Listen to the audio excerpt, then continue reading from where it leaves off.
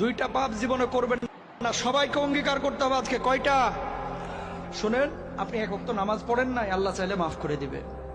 ভুলে জেনা করে ফেলেছেন, আল্লাহ চাইলে মাফ করে দিবে। ভুলে একজনকে গালি দিয়ে ফেলেছেন, আল্লাহ চাইলে মাফ করে দিবে। ভুলে ফজরের নামাজে জাগতে পারেন নাই বা ইচ্ছে করে জাগেন না একদিন, আল্লাহ চাইলে মাফ করে দিবে। রোজা একটা করেন না, আল্লাহ চাইলে মাফ করে দিবে। দুইটা গুনাহ এমন আছে যেটা আল্লাহ কখনো মাফ করবে না। কয়টা?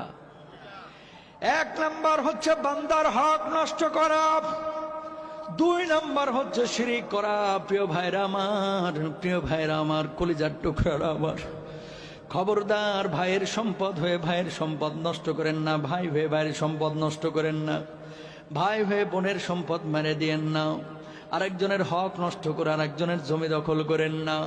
আল্লাহর কসম করে বলে কিয়ামতের ময়দানে আপনি মাপ পাবেন না।